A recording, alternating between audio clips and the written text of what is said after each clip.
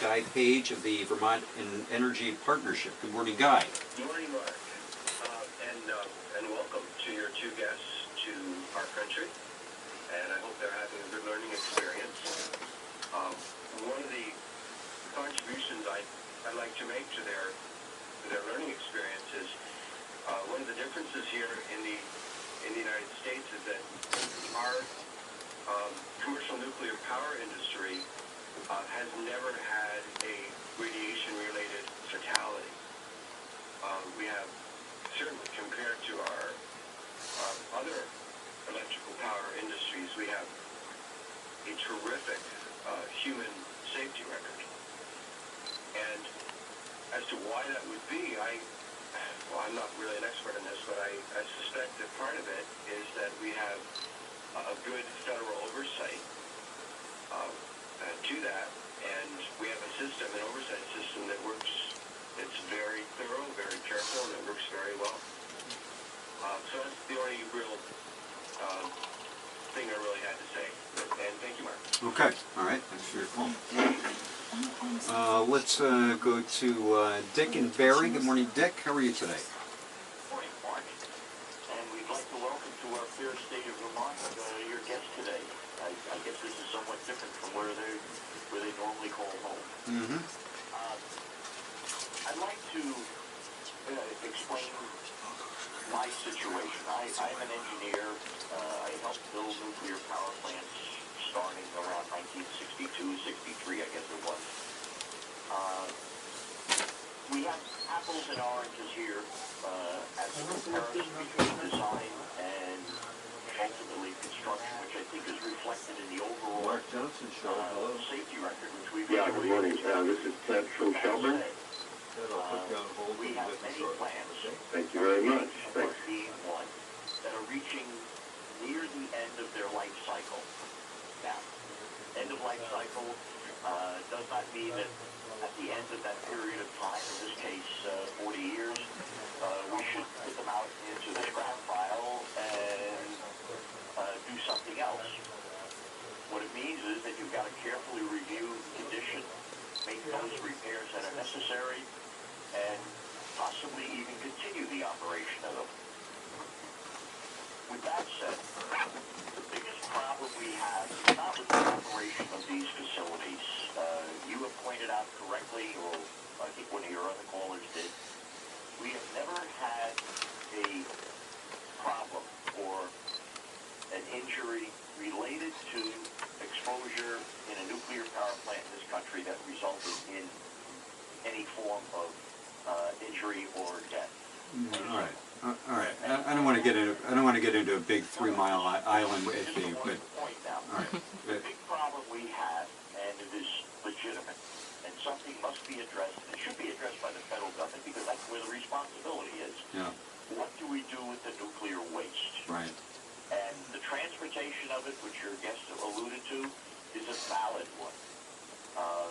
We have not addressed it, and in this case, I will blame our Congress people.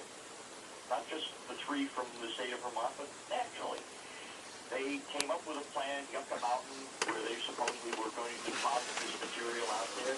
Needless to say, that has gone by the wayside, and we are still faced with the problem. Okay. You have a question you want to ask our guests? Yes. If they had a chance to build nuclear again, would they do it? And number 2, would they address the problem of nuclear disposal, the waste, differently than the way it's being handled now, meaning a different type of reactor, if that's what's called for, which we know can be done, or Okay. All right. just not build it in the first place. Got it. Thank you. Oleg, what do you want to? Okay. All right. Kjersti, you can answer this first. All right. No, I would not build nuclear again, although... Even with these new technologies that are supposed to be much safer? No, you know, of course there's some nuclear power plants are safer than others, or as I like to say, some is worse than others. But no nuclear power plant can be really totally safe. And as we have spoken about earlier today, the waste problem still remains. And although we can find better solutions than we have today, we will still not be able to solve this. This will still be huge problems that we put on future generations, and it's really very unfair, I think. So looking at the facts and looking at what is real here, I think it's pretty certain that knowing what we know today, this should not have started. But aren't there problems with all ways that we create energy?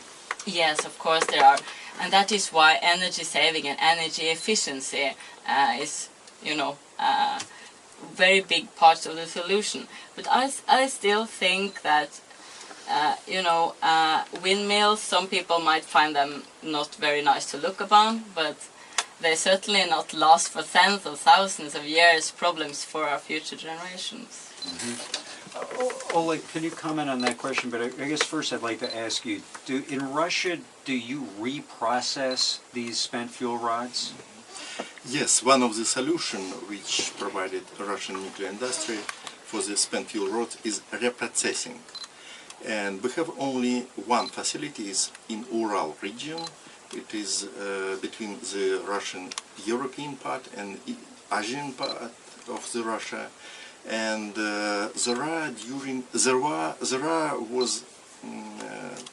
produced the first weapon-grade plutonium in these facilities, and later in 1977 they started the reprocessing from one of the type of reactors, VVR 440.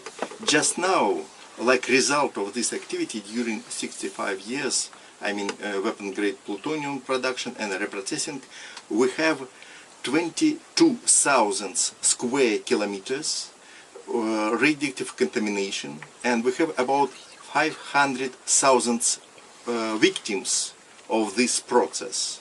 And there are many years it was state secret, the information about these consequences. But last year we visited this site, Mayak region, and we produced the documentary. The name of this documentary is Wasteland. It is 30 minutes information which we received from the people who live in this region. And there are, I think, from my point of view, it is social catastrophe. And there are people live on the radioactive river. The name of this river Techa. There are about 20 times more than background level of the radioactivity, and the people and the animals drink water from the radioactive river, and they have huge problem with the health. And there are any solutions for these people. It is so many people. It is real victims of this process. And so when you said that in United States you haven't any safety problem for the personnel of the nuclear power plant. In the same time, let's to remember 3 Mile Island accident and 9/11. What happened if some terrorists will attack of the American nuclear power plants or the nuclear sites? It's really open.